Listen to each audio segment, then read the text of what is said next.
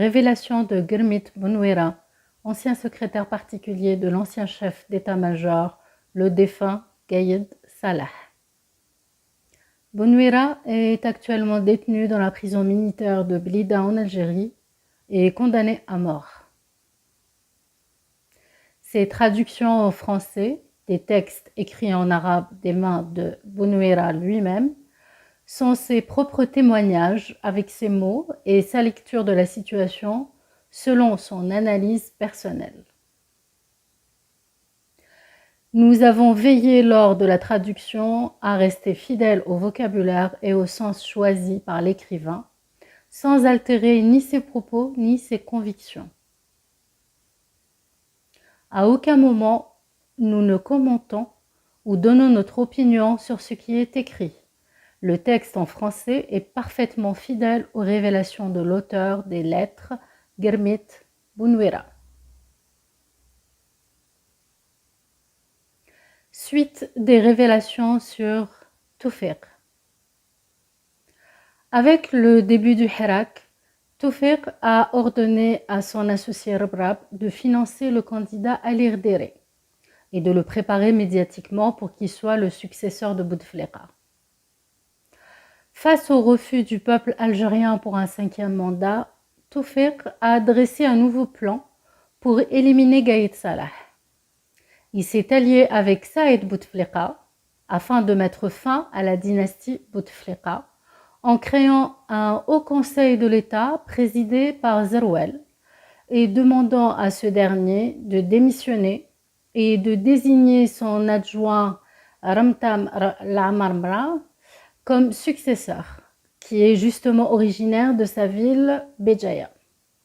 Tawfiq pourra ainsi revenir aux commandes et occuper de nouveau le poste de directeur de la sécurité nationale, lui permettant de gérer tous les services de sécurité de l'État algérien derrière les rideaux.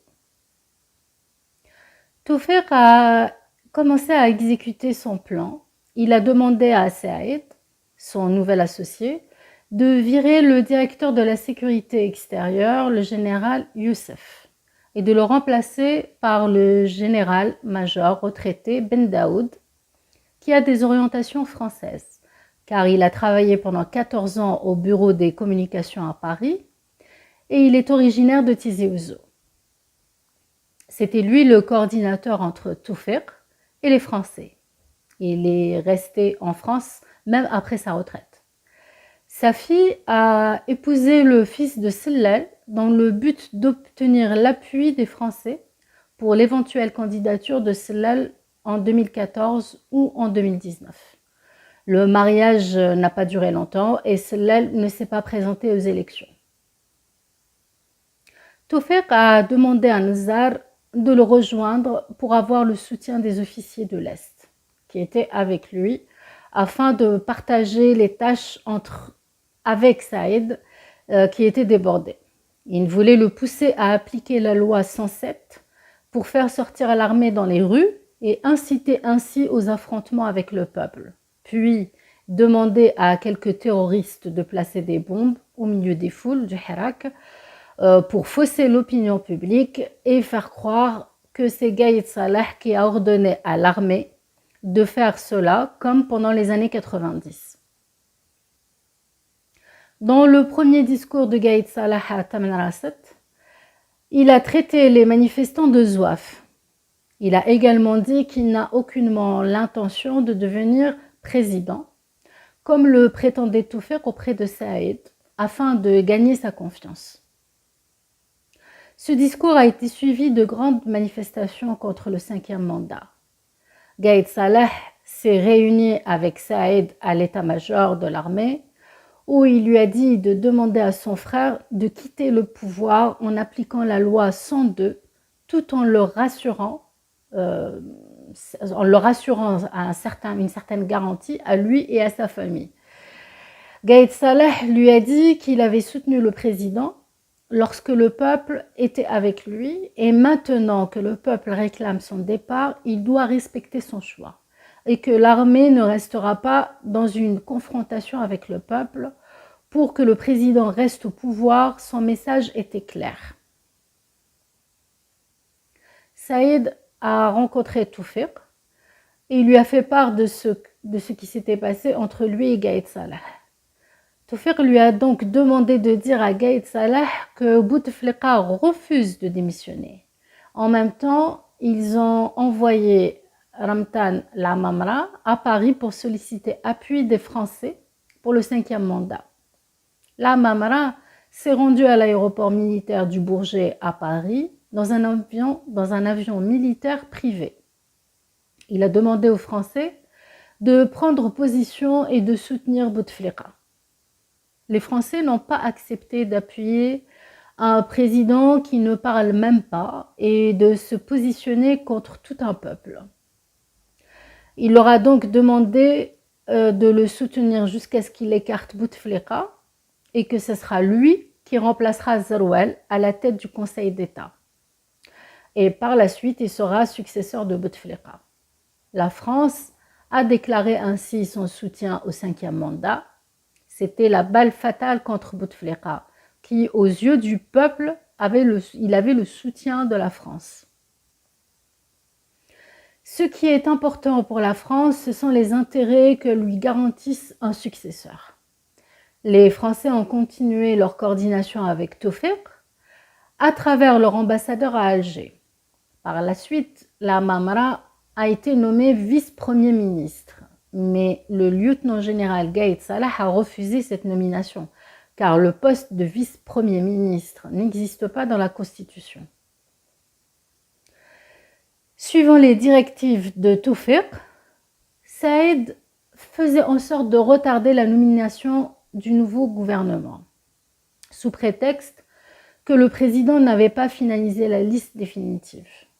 Le but de cette manœuvre était de ne pas renouveler le poste de vice-ministre de la Défense. Le lieutenant-général Gaïd Salah a écrit une lettre demandant l'application de l'article 102 pour prouver l'incapacité du président. Et s'il est vraiment en bonne santé physique et morale, qu'il le prouve devant le peuple. Par la suite, Tawfiq, Saïd et Louisa Hennoun se sont réunis dans la villa Afia. Cette réunion avait pour but d'isoler le lieutenant-général Gaïd Salah. Comme la villa était sous la supervision du général Tartag, il a tout enregistré, sans que les protagonistes le sachent.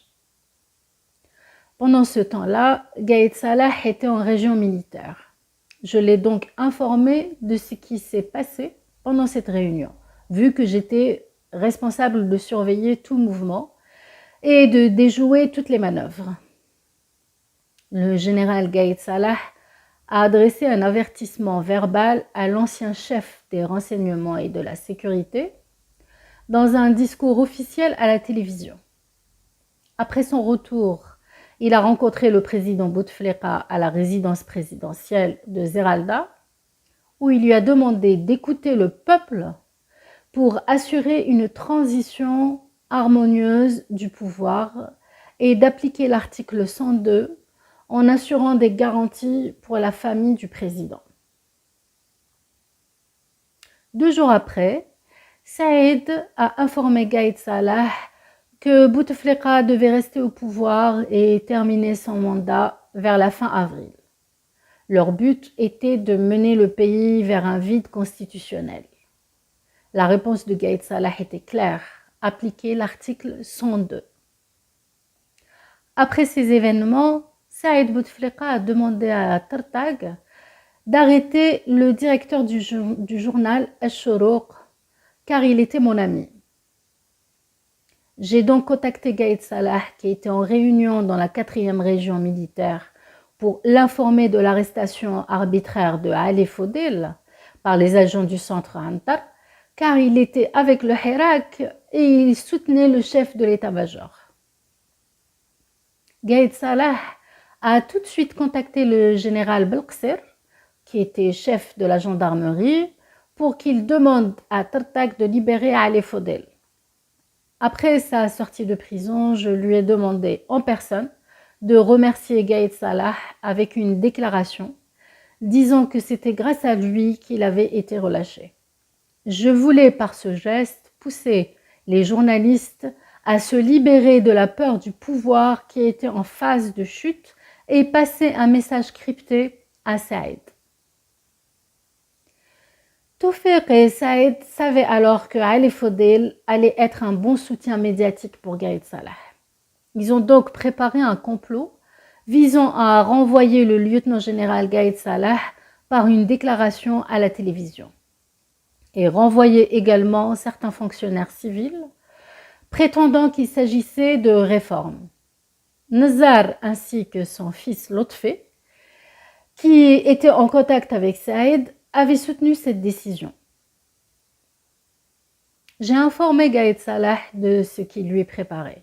Nous avons préféré attendre. Toufiq s'est réuni avec Yamin Zeroual au Club des Pins. La réunion visait à créer un conseil supérieur d'État dirigé par Zeroual afin d'écarter Gaïd Salah, puis placer Ramtan Lamamra à la tête du pouvoir en Algérie. Cette réunion, qui était en coordination avec l'ambassade de France, a été filmée et les photos ont été communiquées aux médias pour dénoncer ces complots soutenus par la France. Par peur de représailles, Zeroual a déclaré qu'il rejetait cette proposition. Il avait eu une discussion avec Gaïd Salah à ce sujet.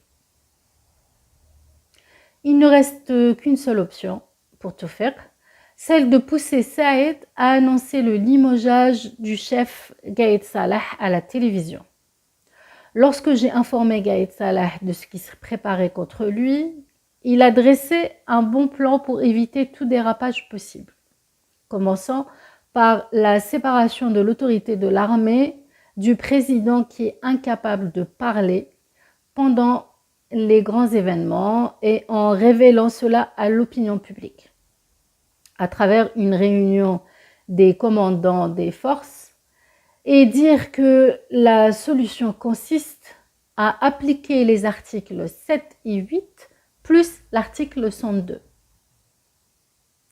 Avec l'accélération des événements et vu que Saïd tenait plus que jamais au pouvoir, bien sûr poussé par Toufiq et soutenu par l'ambassadeur de France, qui était en étroite collaboration avec le général Ben Daoud, il y a eu une division au sein de l'autorité. Le lieutenant-général Gaïd Salah a organisé une réunion avec les chefs des forces et les chefs des régions militaires où il a annoncé sa séparation de l'A.S.A.B.A. et que la direction de l'armée s'était séparée de la présidence. La photo du président a été remplacée par la déclaration du 1er novembre. C'est cette nuit-là où Bouteflika a démissionné après la pression médiatique, notamment celle du journal Ash-Shuruq. C'est alors la déception pour Toufiq qui a trahi le pays en s'alliant avec les Français contre le chef de l'état-major. Sachant que la France a changé son ambassadeur à Alger, car il n'a pas eu une bonne analyse de ce qui allait se passer, surtout lorsqu'il s'est basé sur la domination de la France en Algérie. Le général Toufiq s'est retrouvé en prison après son arrestation par la direction de la sécurité intérieure, dirigée par le général Bouazza Ouassini, sur ordre de Gaïd Salah. Il y a encore d'autres détails qui n'ont pas été évoqués en raison de la sensibilité du sujet. Concernant l'implication des Français dans ce complot, ça n'a pas été évoqué, même dans l'enquête et le procès de Toufiq Nazar, son fils, Louisa Hennoun et Saïd. Toufiq a voulu profiter de Louisa Hennoun plus tard pour créer une assemblée constituante afin de supprimer l'islam comme religion d'État. Et comme il est très régionaliste, il pensait que Gaïd Salah allait accepter sa proposition de placer Zeroual comme successeur de Bouteflika, juste parce qu'il vient de la même ville que lui, Batna. Mais il s'est trompé.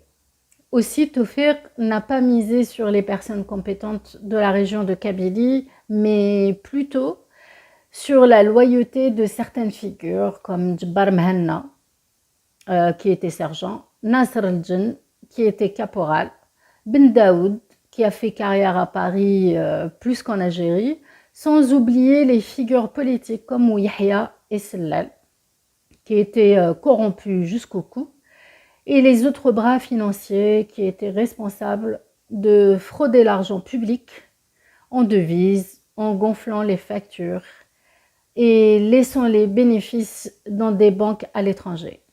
Sans oublier leurs amis qui contrôlaient le monopole de l'importation de l'essence et du diesel et qui entravaient la construction de nouvelles raffineries de pétrole en Algérie pour justement préserver les avantages de l'importation.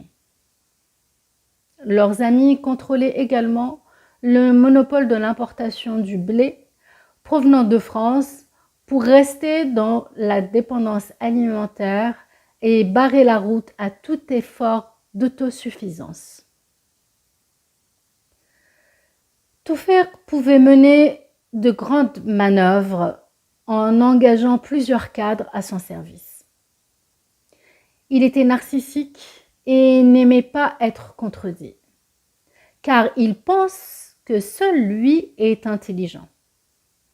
Il a constitué plusieurs partis politiques qui fonctionnaient comme il voulait, à l'instar du Parti des travailleurs dont le chef était Louisa Hannoun, et qu'il avait envoyé une fois vers Gaïd Salah pour prendre sa défense. Leur rencontre a alors duré presque 3 heures. Elle a tout essayé pour convaincre Gaïd Salah afin de changer sa position contre Tawfiq, mais en vain. Hannoun savait très bien que la période où Tawfiq dirigeait le service des renseignements était sanglante. Cela a commencé par l'assassinat de Boudiaf, qui a été comploté par Nizar et Tawfiq. Il voulait l'assassiner à Oran quand Gaïd Salah était chef de la 2e région militaire en 92. Mais le général Gaïd Salah a pu déjouer leur complot. Il a rassemblé des officiers de la garde présidentielle dans la salle de cinéma de la région militaire d'Oran et a fermé la porte à clé. Il a ainsi pu protéger le président Boudiaf avec des militaires et des gendarmes appartenant à la région militaire d'Oran. Tawfiq al-Nizar voulait à tout prix tuer Boudiaf et cette fois-ci, ils ont tout prévu pour que ça soit fait lors de sa visite à Annaba. Ils ont demandé à Boumaarafé de tirer sur Boudiaf. Ils ont demandé en même temps à un autre officier de tirer sur Boumaarafé pour effacer toute trace de crime. Boumaarafé a pu atteindre Boudiaf, mais l'autre officier a tiré une première fois et a manqué sa cible, qui est Boumaarafé. Boumaarafé s'est alors rendu chez les pompiers, qui l'avaient à leur tour remis à la police. Le tueur de Boudiaf savait que s'il se rendait aux militaires, il serait tué sur le champ. Il a ainsi échappé à la mort. Boumaarafé réclame toujours la présence de la presse pendant son procès pour raconter devant eux le complot dans lequel il a été impliqué. Tawfiq arrivait à tromper les présidents et les dirigeants par ses mensonges. Il faisait passer tous ses plans au nom de la lutte contre le terrorisme et la stabilité de l'État. Il écartait tous ses adversaires avec ruse et tromperie. Son but était de garder le contrôle sur les différentes institutions de l'État. Pendant la période où Zerouel était à la tête du pays, Tawfiq a pu impliquer près de 3000 cadres à travers le cabinet de Ouyahia et vendre ainsi plusieurs compagnies étatiques au dinar symbolique. Il a impliqué des officiers dans des massacres. Ils ont tous été poursuivis en justice jusqu'à l'arrivée de Bouteflika, qui leur a permis de bénéficier de la concorde civile. Il a toujours préféré les cadres corrompus, qui ne lui faisaient rien, qui ne lui refusaient rien. Il leur faisait du chantage grâce aux dossiers qu'il possédait contre eux. Il a mis plusieurs cadres et leurs familles, ainsi que des hommes d'affaires, sous écoute, sans mandat ou permission de la justice, afin de rassembler plus d'informations possibles sur eux.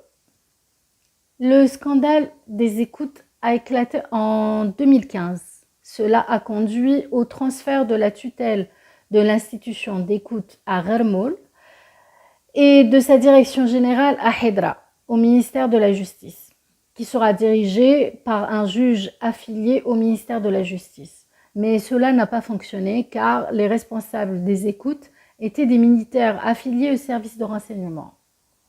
Et ils n'ont pas accepté que le juge Boualem Boualem soit leur superviseur. De 2015 à 2019, Boualem Boualem n'a vu aucun enregistrement. Il faisait lui-même objet d'écoutes téléphoniques par ses collègues. Il le savait, mais il craignait d'entrer en conflit avec les officiers des services de renseignement. Son objectif principal était de bénéficier des avantages que lui offrait ce poste. Il occupe aujourd'hui le poste de conseiller du président de la République. Il était considéré comme une façade civile. Il a été choisi parce qu'il est de faible personnalité. Sa présence ne pose aucun problème. Lorsqu'il a vu le premier rapport d'écoute téléphonique en 2019, pendant la période de Gaïd Salah, il était très satisfait et surpris par la qualité de l'information. Car, comme directeur, il ne connaissait rien sur son service.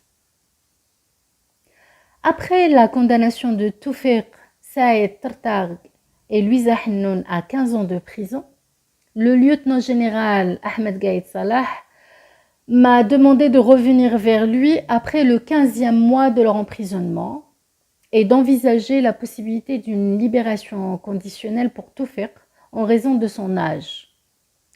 S'il s'engage par écrit à cesser ses manœuvres et son ingérence en politique, que ce soit pour une simple consultation ou toute autre intervention. Toutes les crises se règlent par la réconciliation. C'est la voie des grands dirigeants pour juger les rancunes et l'animosité entre les enfants d'une seule nation. Toufiq a plusieurs affaires au nom de la Kabylie, mais les braves Kabyles n'ont rien eu. Les seuls qui ont bénéficié de ces manœuvres, ce sont ses alliés. Il tente maintenant d'utiliser des figures de l'État pour gagner la confiance de Shengreha, qui est très régionaliste. Comme avec Nasr el-Jan et Mouad, afin d'atteindre son objectif. Il s'en débarrassera plus tard lorsque la Mamra deviendra président. Il écartera même Nzar de son chemin car il n'est pas de sa région. Tout comme il l'a fait avec Erdere, car il n'a pas accepté qu'il soit concurrent de la Mamra. Toufiq va engager Benzdera via Nzar pour perturber Shengreha et l'isoler médiatiquement, afin qu'il n'interfère pas lors de l'étape cruciale du complot contre Tebboune. Et en même temps, il va redorer l'image du diplomate économique recyclé Toufiq et du complot bis. Toufiq ne changera jamais, il n'arrêtera pas ses complots contre les processus démocratiques car il ne peut pas contrôler des élus choisis par le peuple. Il fait souvent appel à des responsables qu'il peut gérer dans les coulisses et dans l'ombre. Après sa sortie de prison, il était encore plus déterminé qu'avant, surtout en l'absence de personnes chevronnées qui connaissaient ses anciennes pratiques.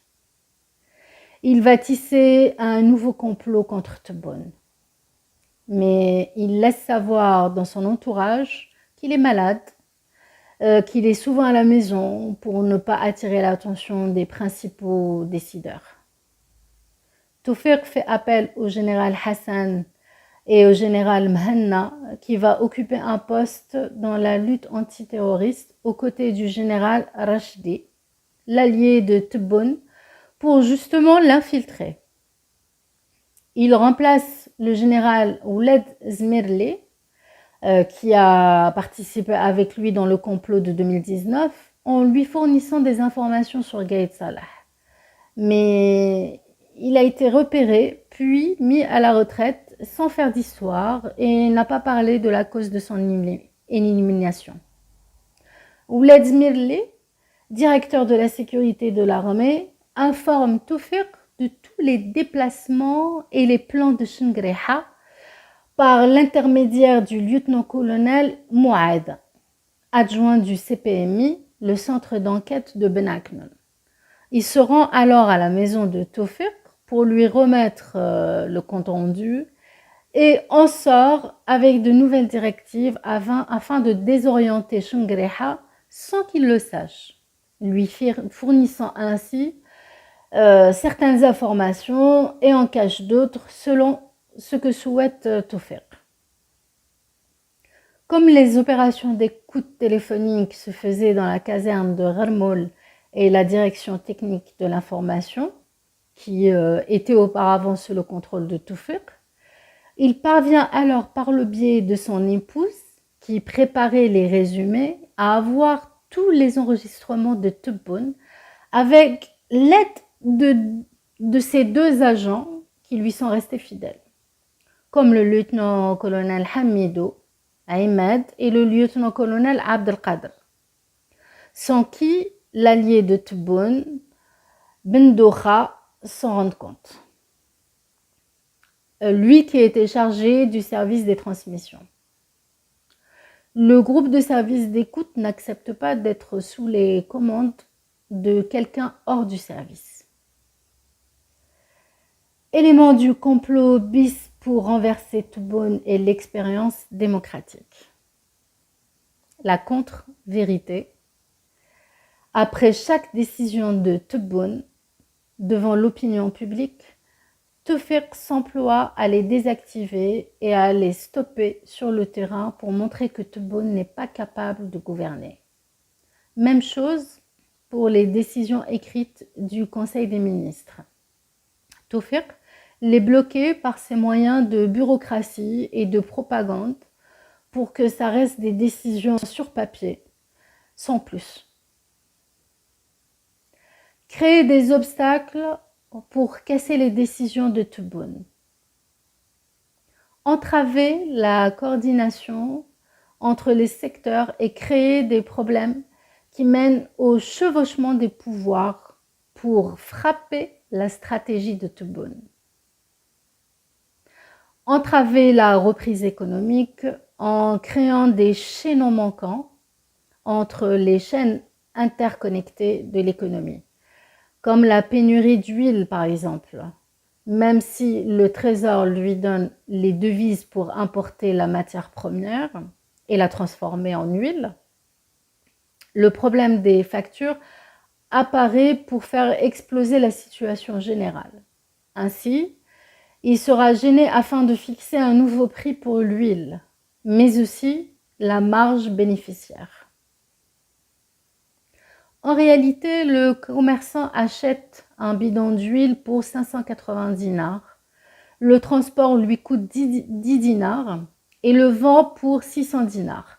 Son bénéfice sera de 10 dinars. Si le commerçant facture l'huile, la taxe appliquée sur la facture sera plus élevée que le bénéfice car son prix plafonné est de 600 dinars.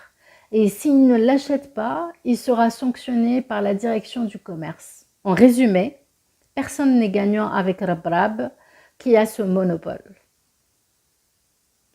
Créer des monopoles et provoquer des pénuries pour d'autres matières essentielles afin d'augmenter les prix et taper le pouvoir d'achat du citoyen avec ces crises programmées et le début de la rentrée sociale afin de compliquer davantage la situation et augmenter la colère du peuple contre la politique de Tebboune. Freiner la roue du développement en perturbant la loi sur l'investissement, sur les investissements, et répandent la propagande sur les marchés financiers en semant la confusion et l'agitation. De ce fait, créer à chaque fois d'autres crises, de sorte que si Tebboune arrive à résoudre un problème national, un autre problème apparaît pour provoquer d'autres crises et ainsi de suite, jusqu'à ce que Tebboune soit noyé dans les problèmes. Fragiliser Tebboune médiatiquement par le biais de Ouled Zmirli, l'ami de Benzdera, en répondant que Tebboune démissionnera ou qu'il sera renversé avant la fin de son mandat. Plusieurs fois, Toufiq faisait passer des messages à Benzdera par son ami Lotfi Nzal. Mettre à mal tout effort qui mène à assurer la sécurité alimentaire pour que le peuple reste dépendant de leurs amis importateurs. On note que 56% du blé importé vient de France. Saboter n'importe quel projet de relance de Tebboune en créant plusieurs crises au niveau national en même temps, comme ils l'ont fait à Tizi Ouzou et Béjaïa en déclenchant 300 incendies simultanément. Benzdera en avait parlé en juin, après que Ouled Zmirli le lui ait demandé. Le but de Toufiq était de créer la colère dans la région de Kabylie, qui pourrait se répandre dans le pays pour faire tomber Tebboune. Malheureusement, Tebboune ne fait pas le lien entre les événements. Utiliser tous les moyens en coulisses pour fragiliser Tebboune et le faire tomber.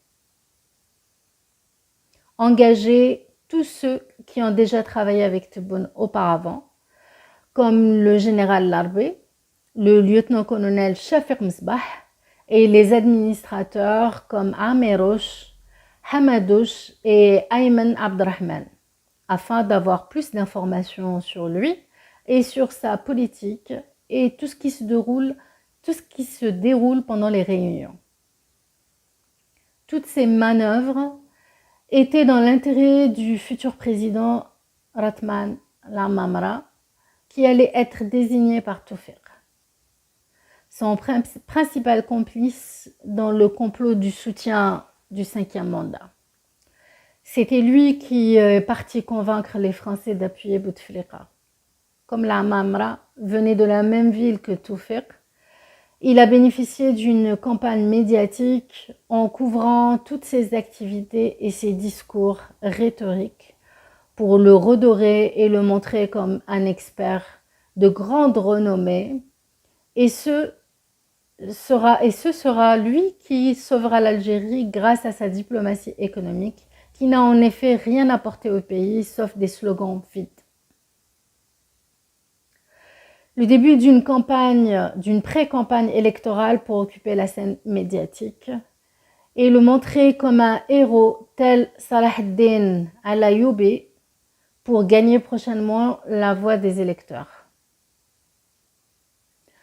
Répondre dans les médias que Lamamra défie Israël en Afrique et qu'il était prêt à les chasser du continent. Adopter l'initiative de paix comme le barrage de la Renaissance et montrer que Lamamra soutient les causes justes, pendant que Israël, qui avait dépensé des milliards en Éthiopie dans le barrage de la Renaissance, en affrontant ainsi l'Égypte et le Soudan, qui l'ont abandonné dans sa crise en 1980, comme si Israël allait reculer devant Lamamra ou abandonner son infiltration dans les 46 pays africains, sans parler des autres pays arabes qui suivront. Son intervention dans les Nations Unies, auprès des Nations Unies pour un monde sans armes, comme si les grandes puissances allaient renoncer à l'arme nucléaire et qu'elles allaient avoir des remords après avoir entendu Lamamra, qui adopte des discours espagnols en parlant de ce qu'il appelle la diplomatie économique. Lamamra essaye de s'approprier de tout succès diplomatique et se dissout de tout échec. Mais s'il en était le responsable, même s'il en était le responsable, Il a ouvert une chaîne de télévision internationale dont le but est de se montrer en héros. S'approprier les succès de la lutte antiterroriste et en faire la promotion auprès des pays africains. Organiser des activités médiocres et les diffuser à grande échelle afin de montrer que la politique intérieure de Tebboune est nulle et pour que lui paraisse comme son meilleur successeur. Tout cela avec l'appui de Toufer, bien sûr, qui va consacrer une grande énergie pour que l'Amamra prenne le pouvoir et pour renverser Tebboune. Justement, pour montrer que le peuple a mal fait de choisir Tebboune et que le plan de Toufer en 2019 pour que l'Amamra soit président était la meilleure option pour le pays, pour finalement prouver que c'est vraiment lui le seigneur de l'Algérie, Rab Dzaïr. Il pourra ainsi partager l'argent du trésor entre Rabrab et Lotfé et Nazar. S'il arrive à exécuter son plan, l'Algérie restera otage entre les mains des services secrets pour au moins une vingtaine d'années, car ce sont eux qui ont placé le président. Ils consacreront le temps après à redorer médiatiquement des personnalités alliées au régime et les préparer pour remplacer la Mamra au cas où le peuple se soulèverait contre lui. Entre-temps, ils s'engageront à écarter toutes les personnes compétentes de la scène politique et à l'exception de certaines figures soi-disant politiques qui tournent toutes autour de Toufer.